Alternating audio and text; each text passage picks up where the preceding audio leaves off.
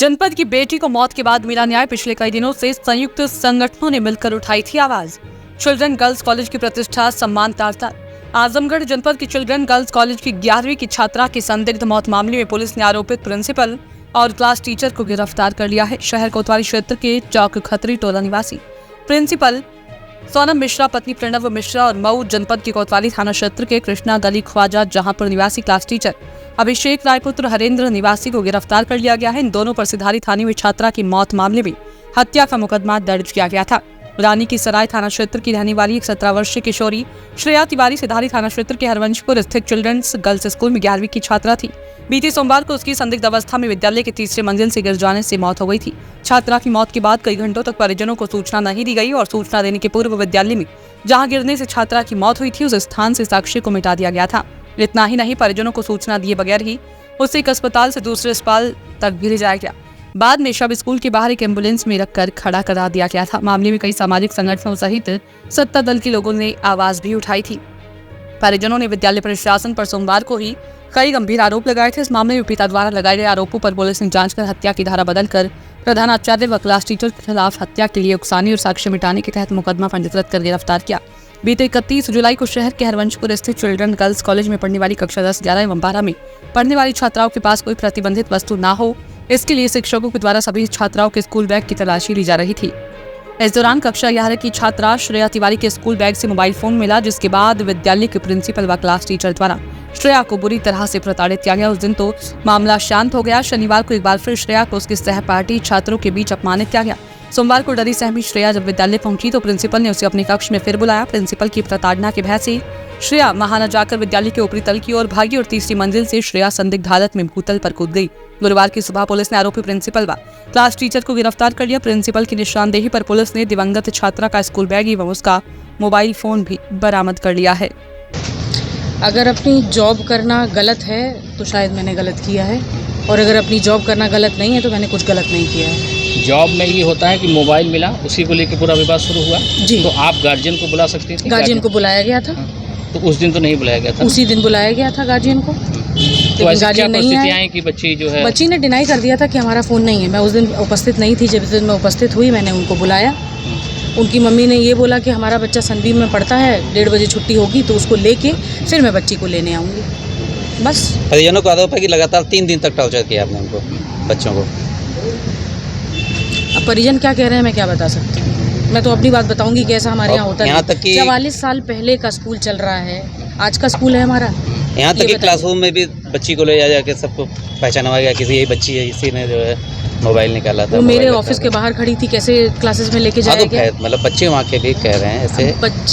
बच्चे ऐसे हमारे बहुत भी हैं, वो ये कह रहे हैं कि ऐसा कुछ भी नहीं हुआ है। तो अच्छा मैडम, एक सवाल ये बताइए कि इस पूरे मामले में पुलिस ने कहा है कि छात्रा आपके ऑफिस के बाहर घंटों खड़ी थी, अंदर गई, फिर आपके ऑफिस से निकलकर बाहर गई। आखिर अंदर ऐसा क्या हुआ था? आपसे किसी तरह के हाव टॉक हुआ था? किस तरीके की बात हुई? घंटों तो नहीं खड़ी रही, 15 से 20 मिनट मेरे ऑफिस के बाहर खड़ी रही। वजह क्या थी?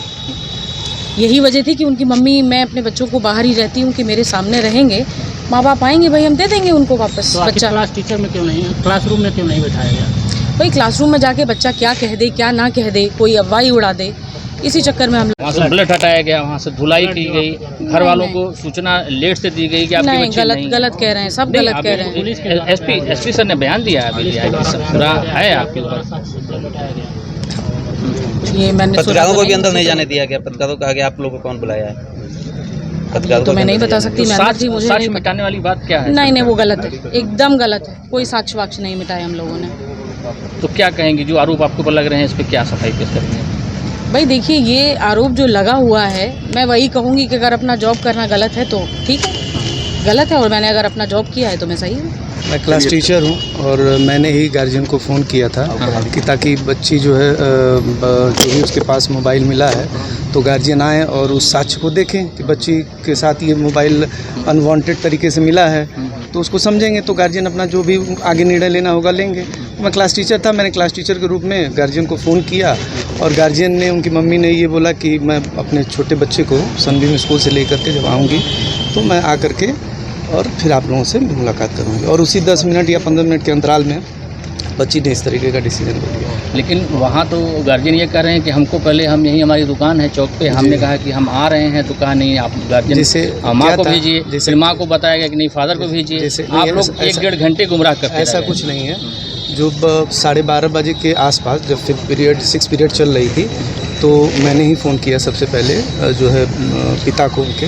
तो चूँकि लड़की ने रिक्वेस्ट ये किया, बच्ची ने खुद रिक्वेस्ट किया कि मेरे पिताजी को न बुलाया जाए, मेरी माताजी को बुलाया जाए। तो उस चीज़ को मतलब सिक्योर करने के लिए, बच्ची है माँ से ज़्यादा कंफर्टेबल रहेगी, पिता से कम कंफर्टेबल रहेगी, तो इस वजह से हमने ये डिसीजन लिया कि सर आप एक काम करिए, मम्मी का नंबर हो तो दे दीजिए, क्योंकि पिता का ही नंबर हमारे पास था। तो मैंने खुद उनसे बोला, तो कहीं ठीक है आप ले लीजिए नंबर। तो नंबर लिया, फिर मैंने उनकी मम्मी से बात किया, तो उनकी मम्मी बोली कि 1:30 बजे के बाद मैं बच्ची को लेके आ जाऊँगी, छोटे बच्चे को। तो अब उसी का इंतज़ार हम लोग कर रहे थे। और उसके बाद मैं अपने क्लासेस में चला गया, 7th पीरियड चल रही थी, मैं पढ़ा रहा था, और 10 से 15 मिनट का जो भी डिफरेंस हुआ उसी डिफरेंस में ये घटना। और उसके बाद 1-1.5 घंटा गुमराह करते कि बच्ची मर चुकी थी। आप लोग गुमराह बताते ऐसा नहीं, कुछ कोई नहीं, बात ऐसा कुछ नहीं है, आपकी कोई बच्ची गुमराह नहीं किया है। मैटर यहाँ पे ये था कि बच्ची जब उसका एक्सीडेंट हुआ तो उसके साथ हॉस्पिटल ले जाएंगे। पहला काम तो ये है हमारा कि पहले हम उसको बचाने की कोशिश करेंगे ना।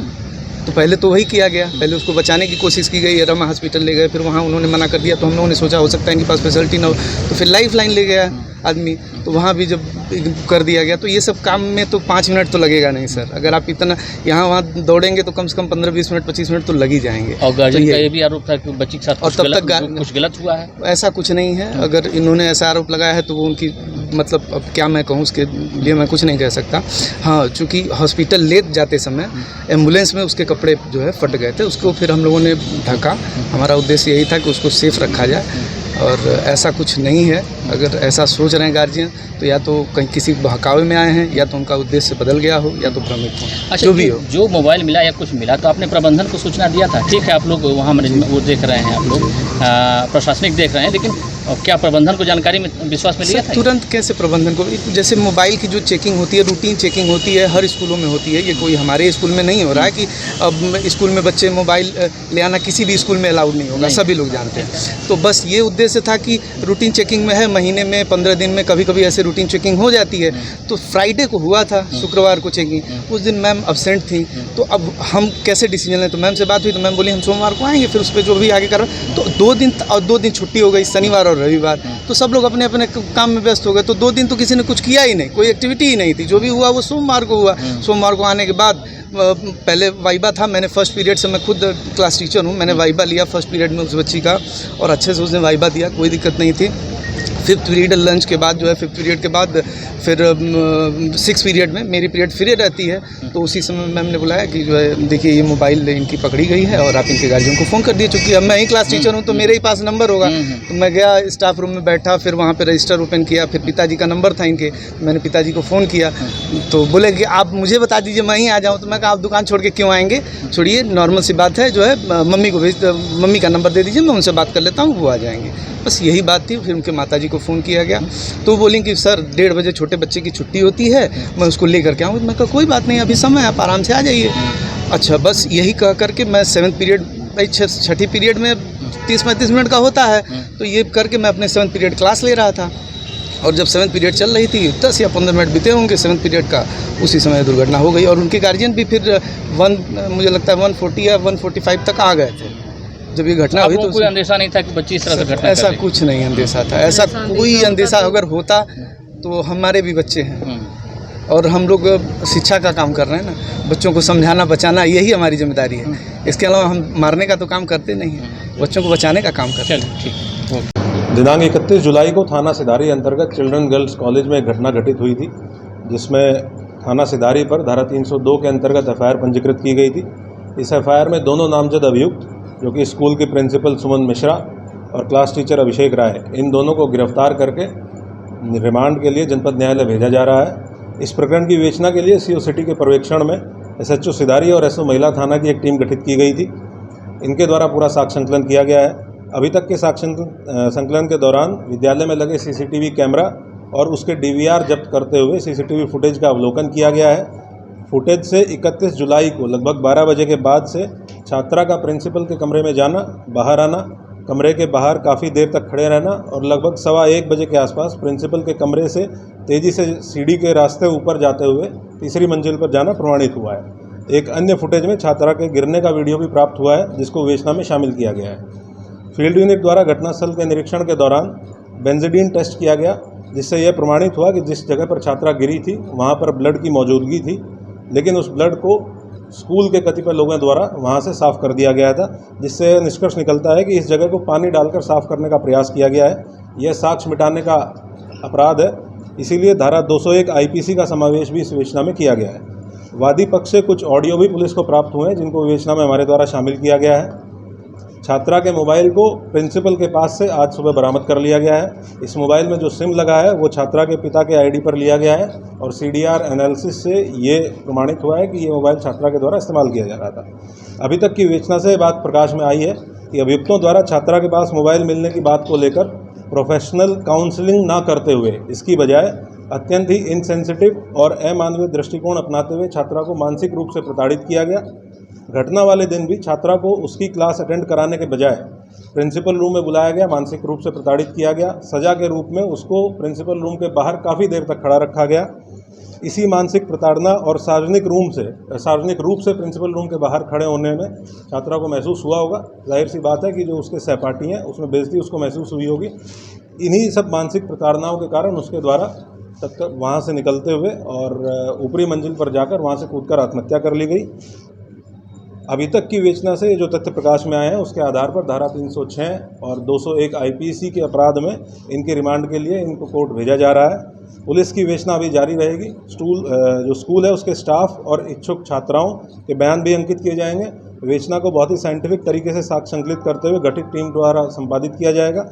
अगर किसी अन्य व्यक्ति का भी नाम इसमें प्रकाश में आता है तो साक्ष्य संकलन की कार्रवाई करते हुए उसकी भी गिरफ्तारी सुनिश्चित की जाएगी। सर, अभी जैसे उसके गार्जियन आए थे तो उनका एक कहा था कि रेप की आशंका हो जाएगी, तो PM में ऐसा कुछ नहीं है। इस प्रकार पोस्टमार्टम रिपोर्ट का जो अवलोकन किया गया है और अन्य साक्ष्य संकलित किए गए हैं, उससे इस प्रकार का कोई भी साक्ष्य अभी तक पुलिस को प्राप्त नहीं हुआ है। परिजनों का बयान विस्तृत रूप से लिया गया है। उस बयान में जितनी भी बातें उनके द्वारा की गई है, हर एक बिंदु पर बहुत अच्छे तरीके से विवेचना करते हुए आगे विवेचना संपादित की जाएगी। प्रबंधन की क्या भूमिका रहेगी? जैसे क्लास टीचर और प्रिंसिपल से मुकदमा हुआ, प्रबंधन का भी कार्रवाई की मांग कर रहे हैं। ये जो परिजनों ने जो बयान दिए हैं और अन्य साक्ष्य संकलित किए गए हैं, क्योंकि अभी CCTV फुटेज हमारे पास जो इतना CCTV फुटेज है जिसका हम लोग अवलोकन करेंगे।